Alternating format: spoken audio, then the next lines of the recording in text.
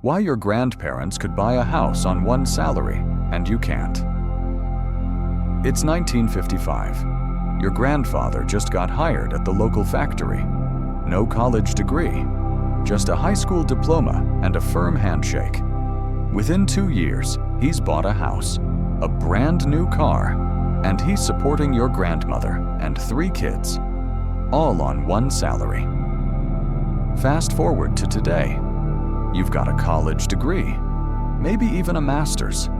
You're working full-time, your partner's working full-time, and you still can't afford to buy a home in the city where you work. What happened? Today, we're going to trace the exact moment the American dream became unaffordable. And I'm going to show you the specific policy decisions, the economic shifts, and the financial engineering that made it nearly impossible for your generation to achieve what your grandparents did with ease. This isn't about nostalgia. This is about numbers. Cold, hard data that tells a story most people don't want you to understand. Let's dive in.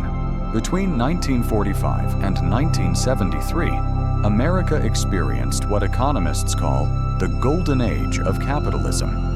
And the numbers from this era are absolutely shocking. In 1950, the median home price was $7,400. The median household income was $3,300. That means the average home cost about 2.2 times your annual salary. Let me repeat that. 2.2 times your annual salary. Today, the median home price is around $420,000. Median household income? About $75,000. That's 5.6 times your annual salary. And that's with 2 incomes, not 1. But it gets even more interesting. In 1960, a full-time minimum wage worker could afford rent, food, and basic expenses while supporting a family.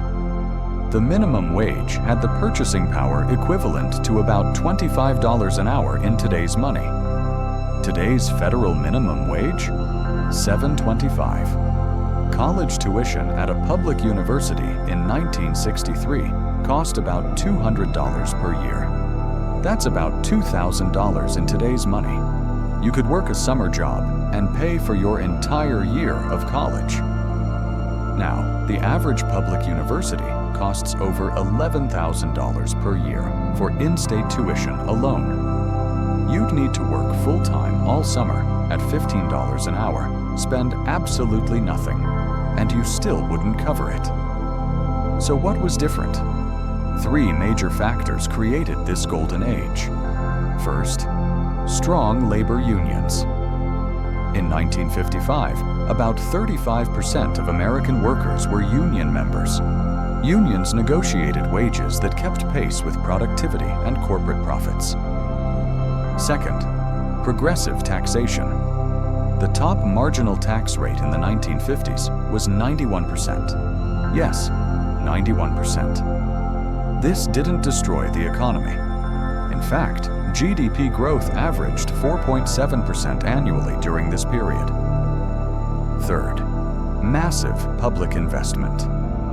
The GI Bill sent 8 million veterans to college for free. The government built the interstate highway system, subsidized home loans, and invested heavily in infrastructure. The result? The largest middle-class expansion in human history. But it didn't last. Something fundamental changed in the early 1970s, and you can see it clearly in one graph. From 1948 to 1973, worker productivity and wages grew together, almost perfectly in sync. When companies made more money, workers made more money. Then, in 1973, the lines split. Productivity continued climbing, but wages flatlined. Between 1973 and today, productivity increased by 77%. If wages had kept pace, the median worker would be making about $33 per hour. Instead, the median wage today, adjusted for inflation, is about $23. Where did that $10 per hour go? Straight to the top. Let me walk you through exactly what happened. In 1971, President Nixon ended the Bretton Woods system, taking America off the gold standard. This allowed for more flexible monetary policy, but it also began the era of inflation that eroded purchasing power. In 1978, the Supreme Court case Marquette National Bank versus First Omaha Service Corp. effectively removed caps on credit card interest rates. This launched the consumer debt explosion. In 1980, the Depository Institutions Deregulation Act began dismantling banking regulations, allowing banks to charge whatever interest rates they wanted. Then came Ronald Reagan. In 1981, Reagan fired 11,000 striking air traffic controllers and banned them from federal service for life. This sent a clear message to corporations. Union busting was back in style. Union membership collapsed. From 35% in the 1950s to 10% today. The tax cuts came next. Reagan slashed the top marginal rate from 70% to 28%. The theory was trickle-down economics. Cut taxes for the wealthy and corporations, and prosperity would trickle down to workers. It didn't trickle. Corporate profits soared. CEO compensation exploded. In 1965, the average CEO made 20 times what their workers made. Today, 350 times. But here's the policy change that really sealed the deal. In 1999, President Clinton signed the repeal of Glass-Steagall, the Depression-era law that separated commercial banking from investment banking. This opened the floodgates for the kind of financial speculation and risk-taking that would eventually crash the economy in 2008. And when it crashed, the banks got bailed out. Homeowners didn't. Let's talk about what happened to housing specifically, because this is where the squeeze really hits home. In 1970, about 64% of Americans under 35 owned homes. Today, 39%. Why? It's not just that houses got more expensive. It's that housing became an investment vehicle instead of a place to live. Starting in the 1980s, a series of policy changes turned housing into a speculative asset. The 1986 Tax Reform Act made real estate investment more attractive for wealthy individuals. Mortgage interest deductions favored people buying expensive homes as investments. Wall Street created mortgage-backed securities, turning home loans into tradable commodities. Suddenly, your mortgage wasn't held by your local bank anymore. It was sliced up, repackaged, and sold to investors around the world. Then came the 2008 financial crisis. When the dust settled, giant investment firms like BlackRock and Invitation Homes started buying up foreclosed properties by the tens of thousands. They weren't buying homes to live in. They were buying them to rent back to the same people who'd lost them. Today, corporate investors own hundreds of thousands of single-family homes. In some cities, they own 20 to 30% of all rental properties.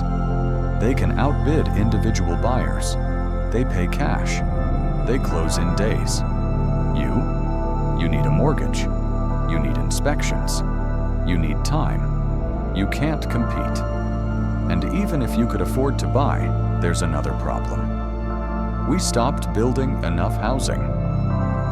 Starting in the 1970s, wealthy homeowners in cities like San Francisco, Seattle, and Boston started using zoning laws to block new construction. They called it preserving neighborhood character. What they really meant was, keep housing scarce so our property values keep rising. It worked. In cities with strict zoning, housing prices skyrocketed. In San Francisco, the median home price is $1.4 million. The people who already owned homes got rich on paper. Everyone else got priced out. Now let's talk about the other massive expense crushing your generation: student loans. Your grandparents didn't deal with this. Most of them didn't go to college, and those who did could afford it with a part-time job. So what changed? Two major shifts. First, states slashed funding for public universities. In 1970s, states covered about 75% of the cost of running public universities. Students paid the rest through modest tuition. Today, states cover about 25%. Thanks for watching.